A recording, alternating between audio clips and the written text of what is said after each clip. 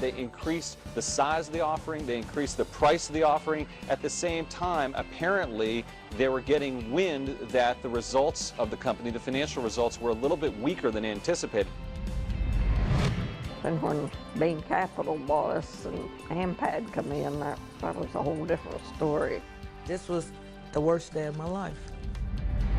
Jimmy was 26 and a half years old when he was killed. So Jimmy knew what he was getting into. You never expect one not to come home.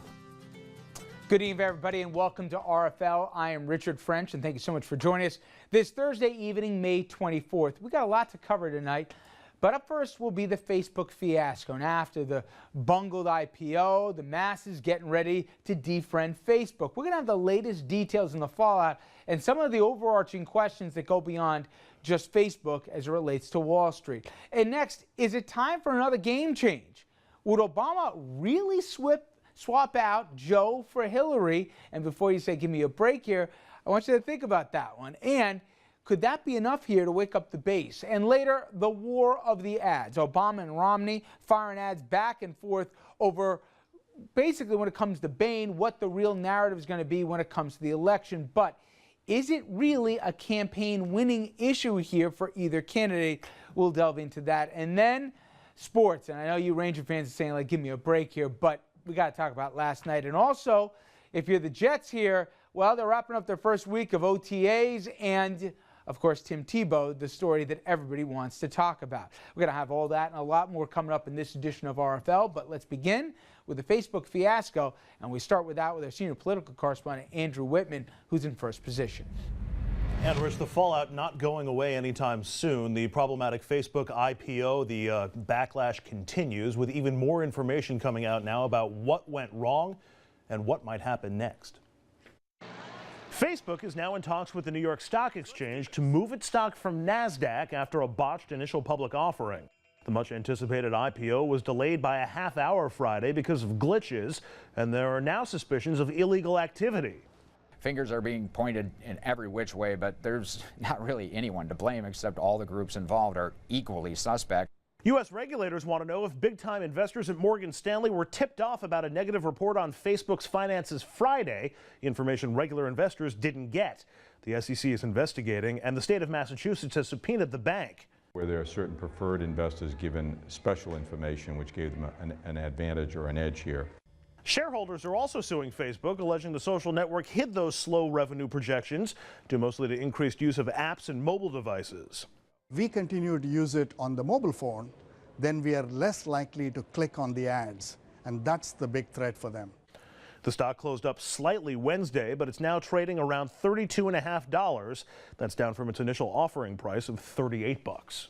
The Senate Banking Committee wants to learn more about Facebook's IPO and is going to talk to all of those involved before deciding whether more formal hearings should be held. Rich? All right, Andrew, I want to bring in our table on this. Richard Brodsky, former New York Assemblyman and professor at NYU. Dominic Carter, political journalist, author. Tom Doherty, political strategist and former advisor to Republican Governor George Pataki. And Andrew, who we've already met. And Richard, let me start with you because this really tweaked me yesterday in a couple ways. The amount of people that are surprised here that the regular Joe doesn't have the same shot, the naivete out there of the American public when it comes to preferred investors on Wall Street. And then secondly, that the game is just getting so rigged against a regular guy when it comes to Wall Street that I'm wondering where the outrage is right now. Because this was the one place where it didn't matter if Republican, Democrat, rich or poor, you could buy a share, the concept goes. It was all about the green. And it's such a hustle right now, and this might be, you know, for me, the poster child of it, but I don't understand why more people aren't PO'd about this. Oh, I think they are, and I think the outrage that you asked for is at Occupy Wall Street. And this brings to the highest level of finance that same sense that the game is rigged against the average guy. But wait, just one thing. On the Occupy Wall Street guys, some people are going to tune out because the anger towards capitalism. I like capitalism too, but the point about this one is, even if you're as right conservative as it is, when you went to go buy those shares of Facebook, you should have had every right to know what some hump knew across the corner. Don't paint Occupy Wall Street as anti-capitalist. Right. But having made that point, you're right. and the outrage, I think, is not going to be felt just at Zuccotti Park. It's going to be felt by people who want a piece of the American dream. Ardsley, New York's own Mark Zuckerberg, represented a medium that was democratic, and the economics should have been democratic.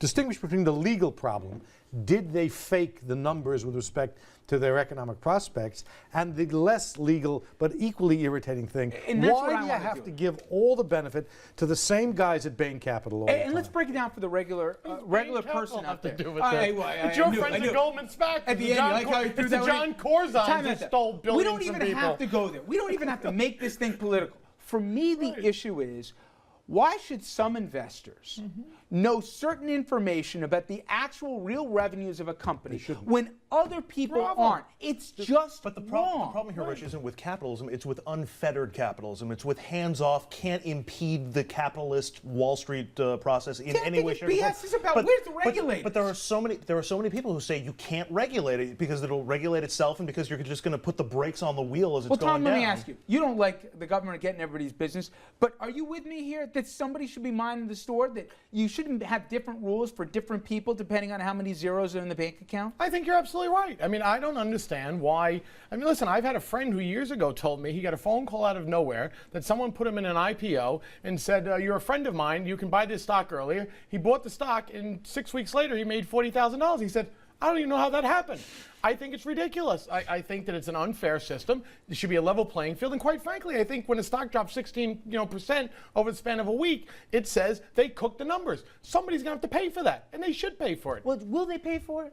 I'm just so stunned that what we heard from Doherty right now that I want to take a minute to absorb it. But you see, I don't He's think this is absolutely right. political. I think this is just, and he's we all absolutely have, right. whether we got a 401k and IRA, we're a big fish here. I have to change my opinion now. If Roski's agreeing with me, there's a real problem here. Every time I'm trying to drive it somewhere, the two of you. Yeah. But Richard, why are we acting like this is something new? This has been going on for Wall Street for the very longest with almost every company that's out there. They cook the books every day.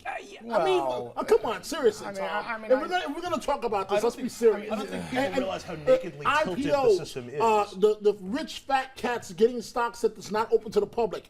I mean, people pay for those Bloomberg boxes, $1,200 a month just to get additional information that the average Joe doesn't get. Okay. No, time out. They're not getting proprietary information. They're getting information. What I have an issue is, if you're going to invest in anything, you want to know the numbers. You want to know the P&L. You want to know the balance sheet of it. Absolutely. Why should certain people get, in effect, proprietary information and certain other people not? It's illegal. As basic it's as already that. illegal, Richard. And the problem here, again, is the resistance to effective regulation. But you know what's not illegal, Richard? Right now, you got some guy sitting at home saying, hey, you know what, I'm going to be a day trader. And what that chump doesn't realize is the supercomputers right now that the major equity guys got, they can get so far ahead of them, they'll know the job numbers the day before that guy will get it.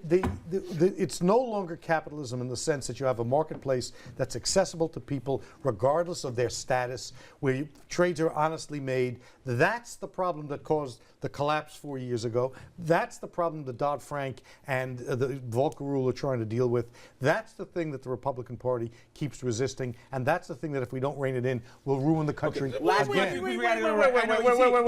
Wait, 2 years you controlled the White House, the Senate, and the House and did nothing. Dodd-Frank so did nothing? please, you did nothing. It's not a Democratic problem. Nothing. It's not a Republican. It's a Republican problem. No, it's not. No, it's not. Richard, I only have this one question. We got to go break.